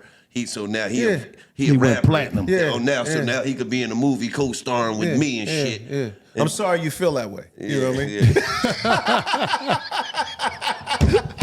That's your fault. That's your fault. But I ain't going nowhere. You know what I mean? I ain't going nowhere. And action. Sorry you feel that way. How's the family? Right. You know what I mean? Yo, come on, man. Right. Like, listen, man. Like, look, at the end of the day, that's, if you can get eyeballs on the screen or get asses in seats, I mean, it is what it is. Right. I never, ever for a moment didn't take acting seriously and didn't take those other artists seriously. I completely respect the game, respect the directors, the producers, the writers, the actors that I work with. I have great relationships with all of them. Right. What I'm not gonna do is dim my light because you got some questionable issues you dealing with. Right. Yeah. You know what I mean? Like, I'm gonna be who I'm going. I'm not gonna turn this shit down to make you happy. Right. And in a lot of their defense, though, it probably changed up once you got on set and they was like, oh no, this nigga actually No, good. when people see you take it seriously, And they see you, okay, he actually good. He's he not, can actually act. You know what I mean? Like they give me love. I get enough love, in that area. Obviously, I'm not looking, I don't look at acting the way I look at music, Right. at hip hop. You know what I'm saying? Like, that's my first love. Right. Like, everybody's clear about that. However, I do take it seriously. Right. And when I'm on that set, I am taking it seriously. And when I do NCIS Los Angeles, or if I do In Too Deep, where I'm playing God, or if I, do Deep Blue Sea, or if I do Any Given Sunday, or if I do these movies. Talk heavy, nigga. He's throwing the movies I'm out. doing He it, got a you know, catalog. all them bitches out You know what I there. mean? Catalog. You know what I'm saying? I do take it real, it's real. Right. You know what I mean? No doubt. Absolutely. Now, what's going on now is that you're going back on tour. How you feel, Al? I feel great, man. I feel like, listen, man, I feel like it's 2023. I want to give people opportunity to see this classic, timeless music presented to them with a lot of energy on a silver platter. A lot of times, half the time when they see the timeless acts, they got a stool with a radio station banner behind them and a rum and coke on the stool, and they sitting there and it's, I'm like, this is going to be like, what we did at the Grammys is the reason why I'm taking it on tour. I decided after we did the Grammys, I said, I need to take this on tour and let the world see this. And it needs to be, a couple of hours of this, not just, a few minutes. Yeah, and 6 so minutes. the thing we did on the Grammys, with the Roots and, Philly dudes, what I'm saying? Taking the Roots out and going out there, what I'm saying? Seeing how Quest was able to curate that thing and saying, yo, Quest, now let's put together this Force tour. Let's put together this crazy show. Right. Let's put together this unbelievable show with all these different artists and let's take it to the world. And it makes me feel excited because I want to show people what's possible. My thing is that, look, man, you can have longevity and you can have a long career and you could be fly forever. You could do dope shit forever. You don't have to and you don't have to pretend to be 14 to do it. Right. You just got to be true to who you are. That's a bar. And you know what I'm saying? Go get it. So I'm really thankful. That's a fucking bar. You know what I mean? I'm gonna be straight up. Because with the young niggas, we don't want to compete with you. We want to eat with you. That's it. It's a difference. That's it. I don't want to. 100%. So for L, when people see L, they gotta understand something. I respect the new artist. Okay? I'm not looking down at you on you when I see you. You know what I'm saying? Like, I saw Lil Baby when I was at the Grammys. We had a great conversation. Shout out to Lil saying? Baby. I have a lot of respect for him. You know what I'm saying? I want to see him there in 20 years by the grace of God. I want him to do his thing. I want him to win. Right. You know what I mean? Right. So when I see these young kids, when I see the young artists, I embrace them. So they need to understand that LL Cool J is not looking down on them. Now, I can't speak for everybody and how some of these guys feel. I want to see you win. When you get, no matter what you're doing. But if you of a certain age and you looking down on some young niggas that's trying to take their mamas out the ghetto, then you just a OBN, old bitter nigga. And I would say, don't get bitter, get better. Yeah, You know what I'm saying? Just one of them niggas sitting around mad at the world for no. old You got bitter your nigga. one seat you sit in and all that shit. You mad at the world. Watch the game in that seat. Nobody been not With the sitting one in that hole seat. right here that What? you refuse to fix. What? You just mad at the no, nigga. No, because at the end of the day, I never understood why older rappers don't understand that times change, bro. Well, here's the thing. You know? Here's the thing with that.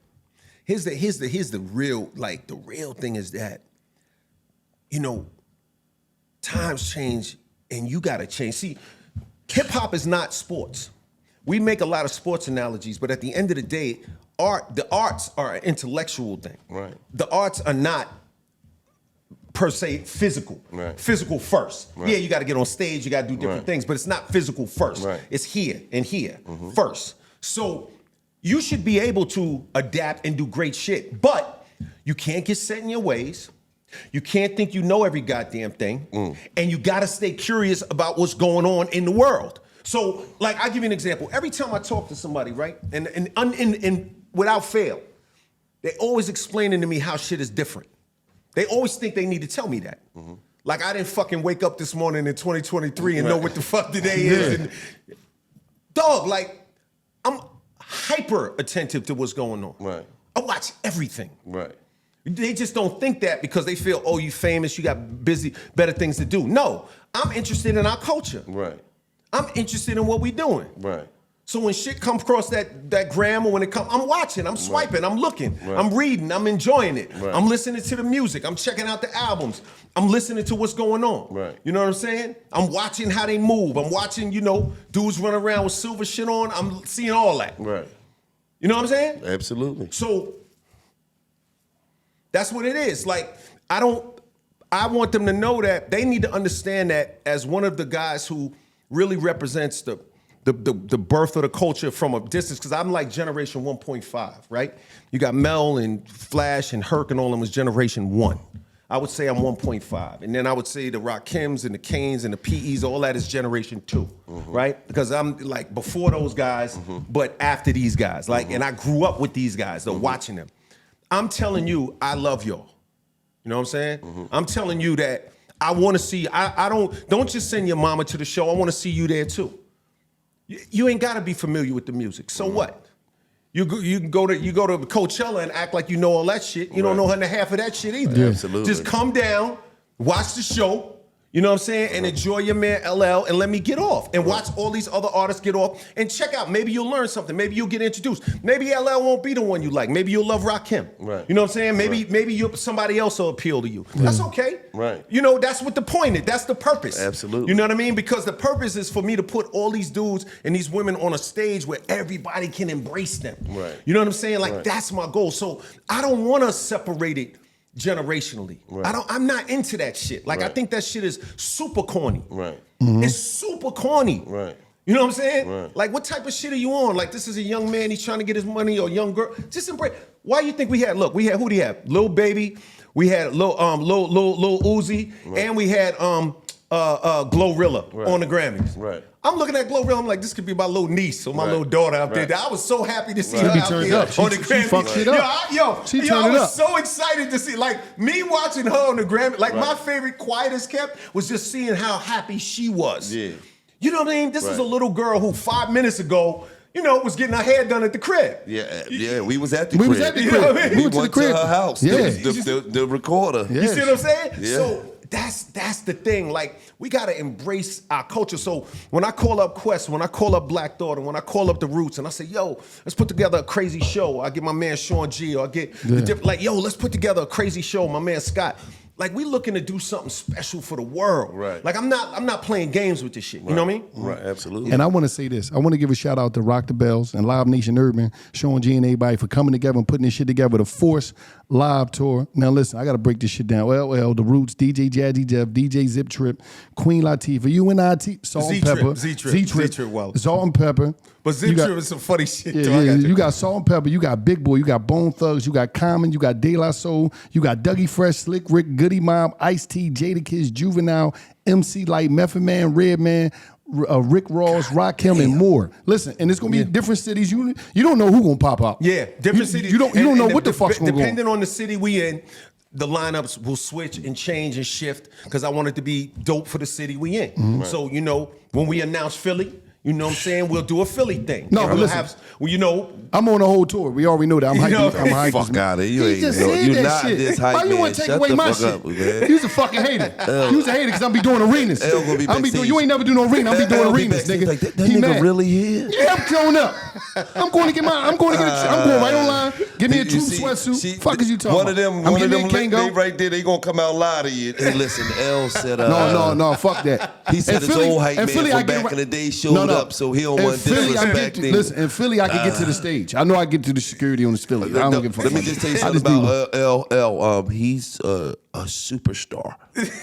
You jump on I that know, fucking but stage if you want. That security gonna tackle the shit out you, slam you on your biscuit. I gotta warm the stage up. Yeah, they gonna warm you the fuck up when they drag you all across that Man, motherfucker. I'm just saying, I'm be there. I don't Bleed fucking be from talking everywhere. about. Then Oh, L my God. recognizes you. Damn, up. Nah, we good. Y'all both good. Y'all both good. That's what I'm saying. Don't be Y'all hating on me. both good. Don't try to get this crazy motherfucker run up on stage. No. Yeah, Yeah, please don't run up on stage. Let me. No, I gotta start Let me before you- extend my hand, bro. And one thing, Before you get on, I gotta Let me hype tell him you up, something, right? you know- Oh, yeah, I love that. See, I gotta hype the crowd up. you That's know my all spot. superstars keep okay. one good white boy don't drink, don't do nothing, just Security tackle boy. motherfucker out of no.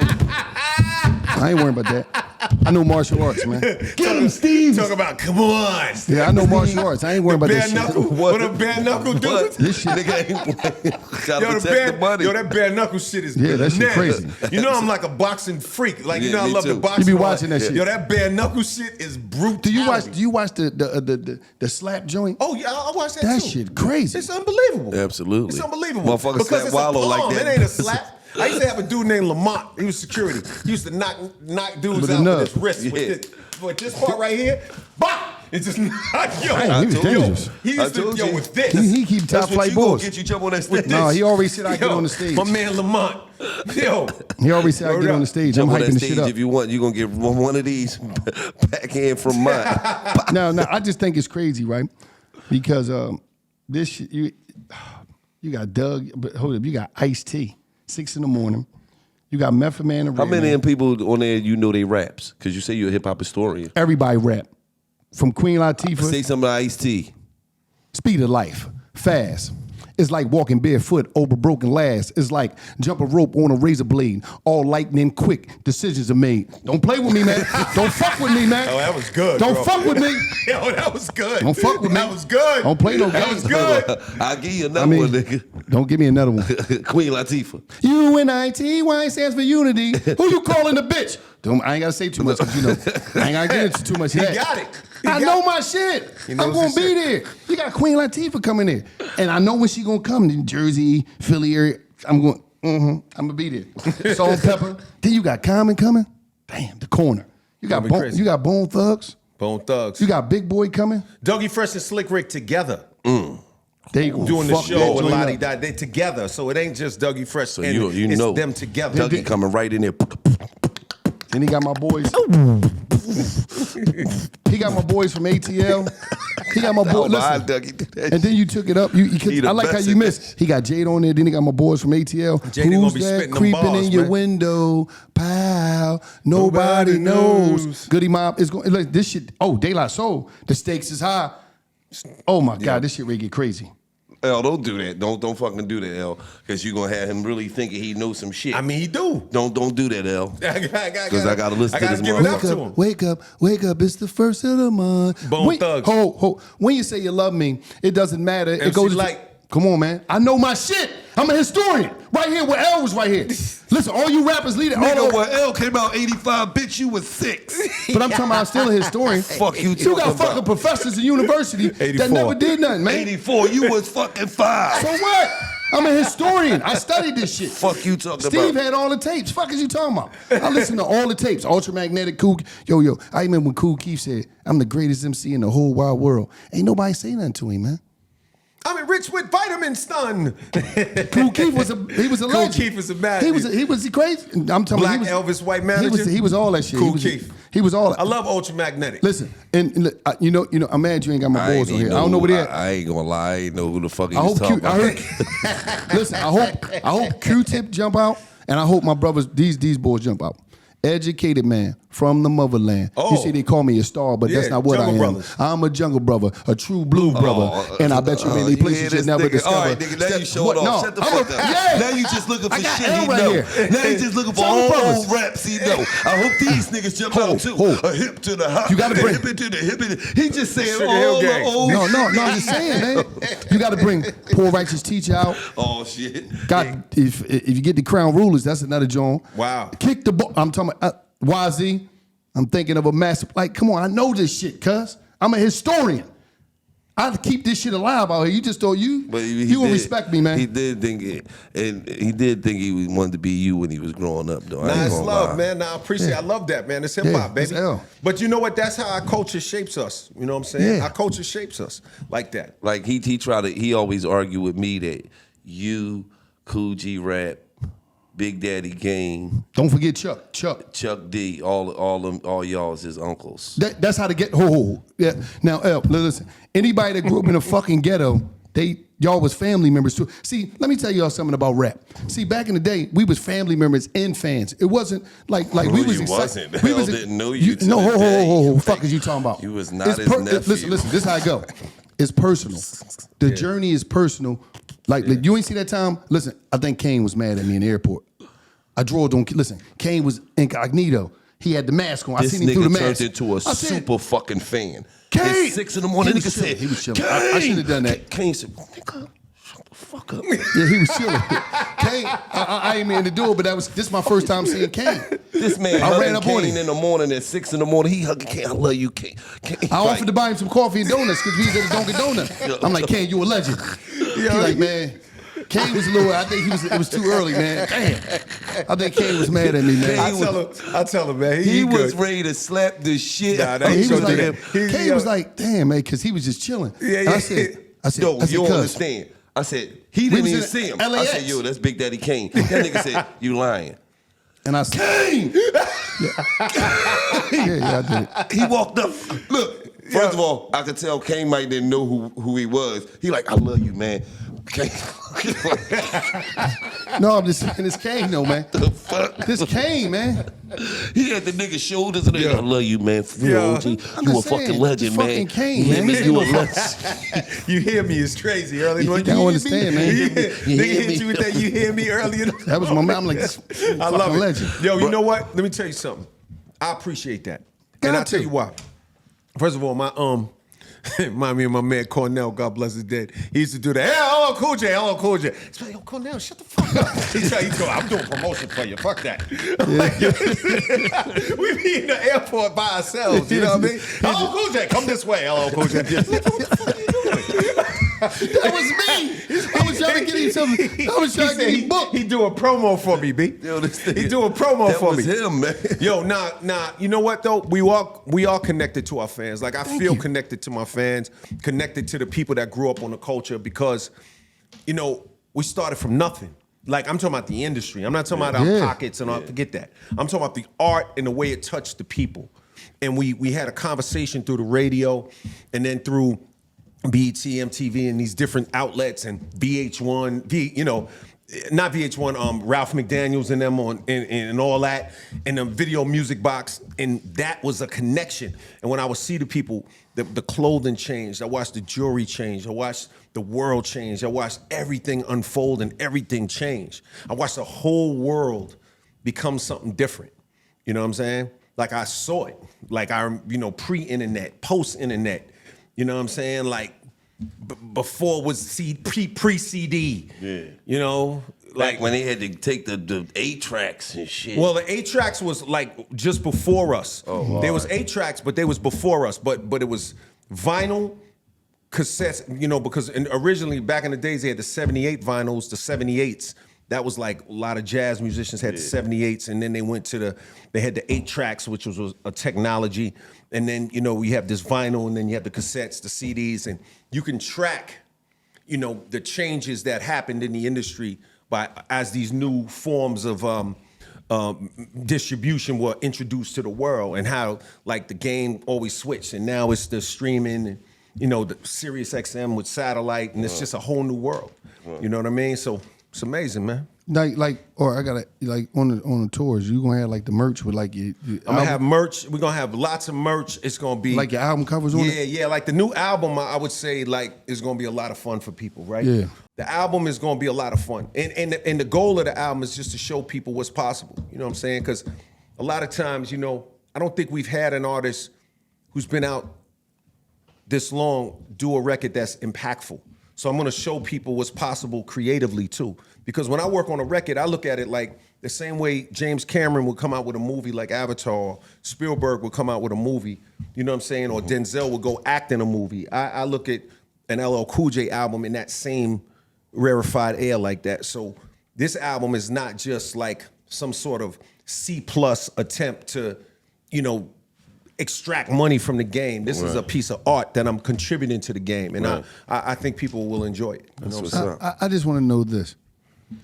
Fuck no, you not being this hype up man, we already, man. that's locked in. That's a contract because we said it on tape. That's contract law. I ain't worried about that. So this is the whole thing. How do you feel knowing that you was there at the birth of Def Jam, and since then, Warren G, Jay-Z, DMX, Ja Rule, Onyx, Method Man, Redman, like the list goes on. Jeezy, like Fab, like all like. Do you understand? Like everybody, you was there from the beginning, and all these legends that went through the system. Yeah, I feel And like you still here. Shout out to Def Jam. That logo is powerful, man. It's like I mean, the actual fact is that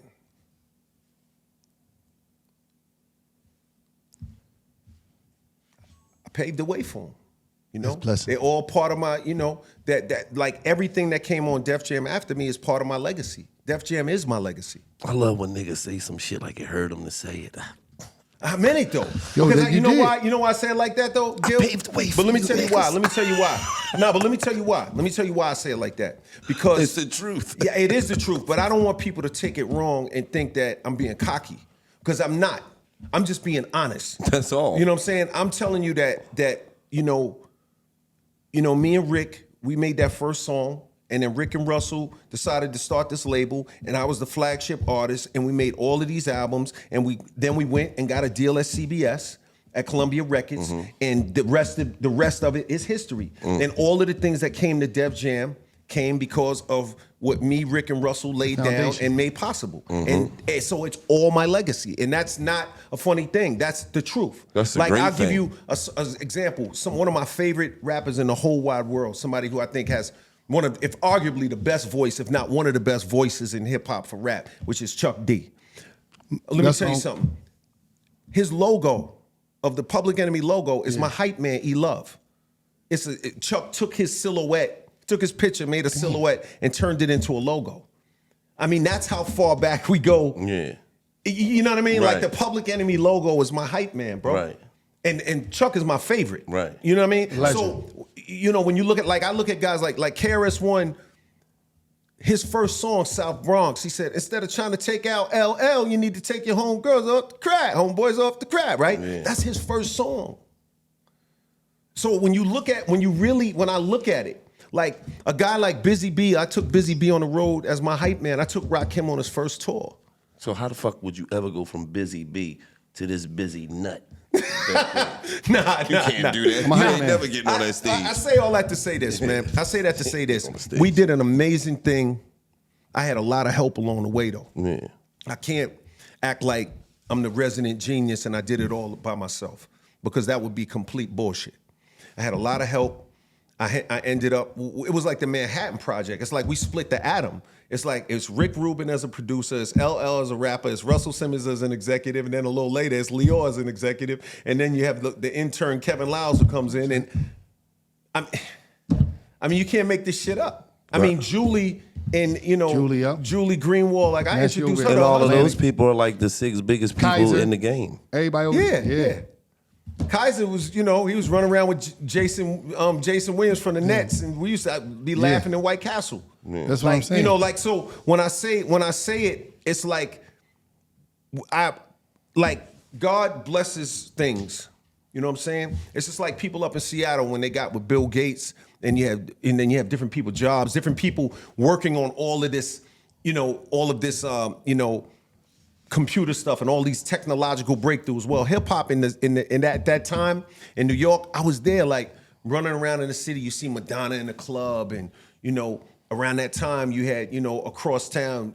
I never ran into him, but you got Basquiat running around with Fab Five Freddy, who I did know, and like all of these different people. Like it was a blessing. You understand what I'm saying? Yes. So, we just really like caught a lick that started something that we were all really meant to do. Like we really I got with the guys that were really the best. Like, you know what I'm Right, saying? absolutely. And I obviously did something right because I'm still here. And I'm still having conversations about tours and albums. I mean, that's pretty unusual. But to say this, Yes, it is. the thing about Def Jam, That's when you know you that nigga. from after you got into it, they had the hierarchy in New York rap. Jay-Z, DMX. Yeah. Like Redman, I'm talking about Ja. Like, that's major. Yeah, like I put X on my record on 4321 and Yeah. he blew up, right? I put Cannabis on my record. I put Foxy. I gave her Yeah, a Who first Shot song. You? Whew. You know what I'm saying? Like all of those artists, they're amazing, and they deserve it. And you best believe they was in them offices like, yo, we got a new artist named Foxy. You think we could throw her on the record, introduce her to the world? Well, they did. I'll give you one better. Actually, Chris Lighty, may he rest in peace.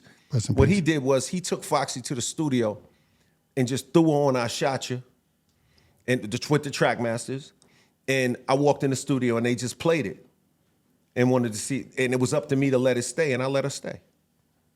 They didn't ask me. See, it wasn't even no ego involved. Nah. He could have been like, get the bitch off my record. Who the fuck recorded it? Nah, I You're wouldn't do that. fired. Nah, I Don't wouldn't you? do that. I'm saying, but a Yeah. lot of people Yeah. would. Oh, yeah, there's a lot- artists yeah. that would lose their mind. Oh, yeah. Because they, some people handle their art in different ways. I don't want nobody touching my shit. definitely. And, Definitely. you got some finicky motherfuckers out here. Definitely. You know, you got Definitely. some motherfuckers. You would have tried that shit with the whole room would have been fired. I don't want to work with none of these Definitely. motherfuckers no more. Yup. Definitely. But that's about your POV with the art, right? Like Mm-hmm. me, I don't mind experimenting with the music. You I ain't don't- supposed to. Yeah, I like it could get you in trouble sometimes because you do things that people think is left and outrageous and ridiculous, and then other times it's like the most rewarding shit in the world. Right. But I don't mind trying new shit. I'm fearless with music. Right. That's why I made I Need Love in the middle of all this hardcore shit, and I made I Need Love because I'm fearless with that. Like I never allow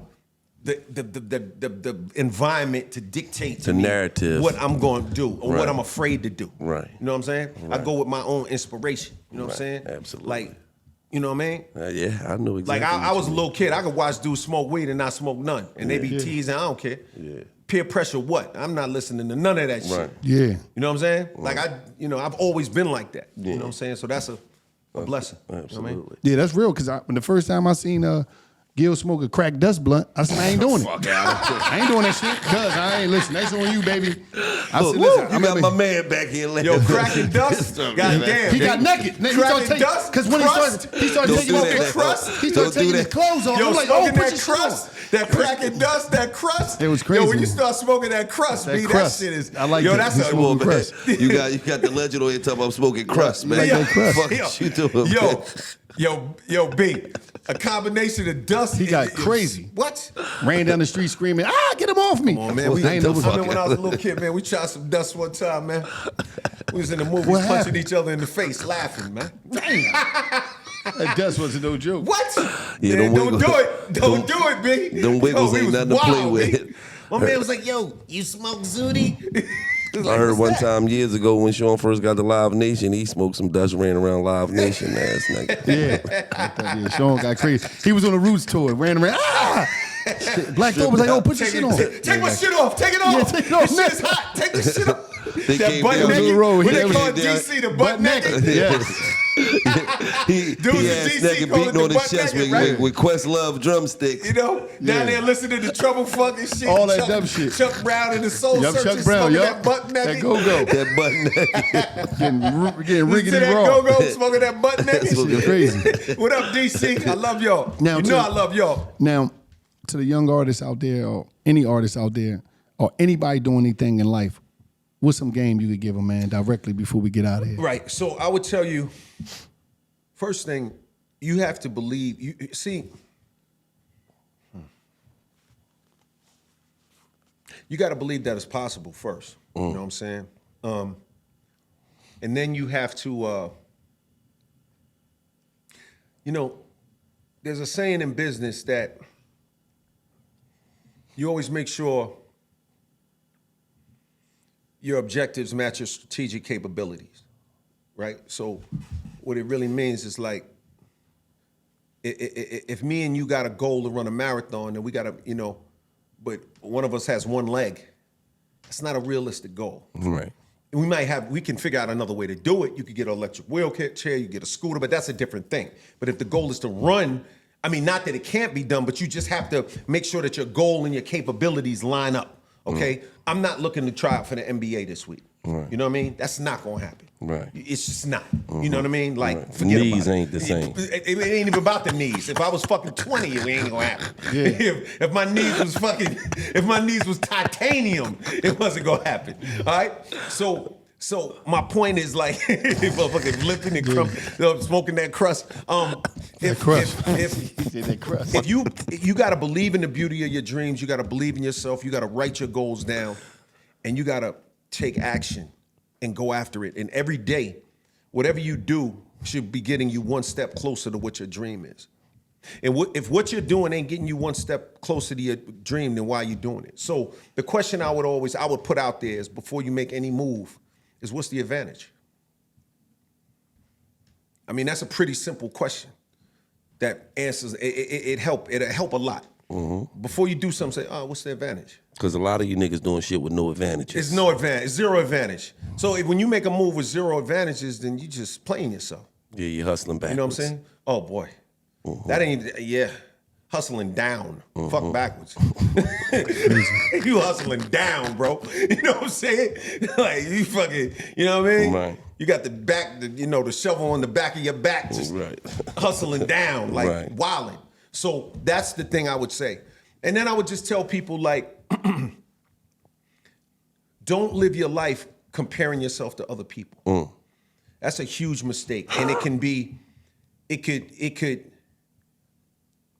go both ways, right? It could excite you or it could depress you, but at the end of the day, you should not live your life based on comparisons. Because that's not what it's about.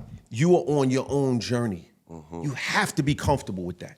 If you don't get comfortable with the fact that you're on your path, because see, remember we talked about people being honest with themselves? Right. Yeah. Well, every decision that you made in your life got you to this point. You got to be honest with yourself. So how can you look at somebody else and say, oh, well, he's up there, or she's up there, or she has a way better job than me, or her husband, or this one has this or that. Every decision you made in your life got you to the point you at. So what are we talking about? Right. So just focus on making better decisions for you. Focus on making your life better. Focus on making your dream a reality. Focus on that. And then the last thing I would say is, don't be selfish.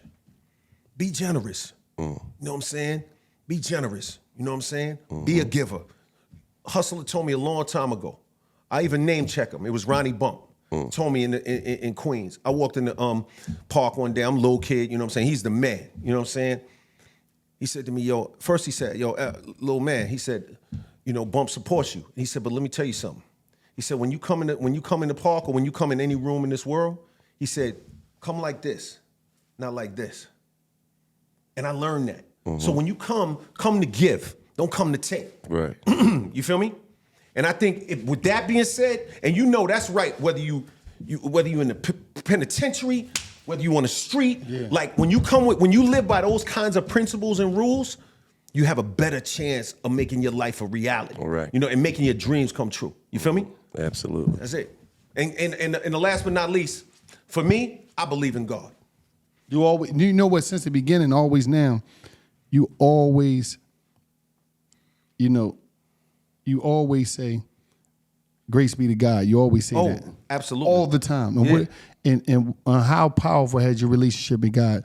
Well, I tell you, man, like me, I'm a big believer in tithing. You know what I'm saying? 10% of everything I get, I give to the church. You know what I'm saying? I always give 10% of anything I get. I give 10% to the church. I believe in God. You know what I'm saying? And, I know that it's through grace and mercy that I'm able to accomplish the things I've accomplished. I'm not, you can't really engineer what I've done without it.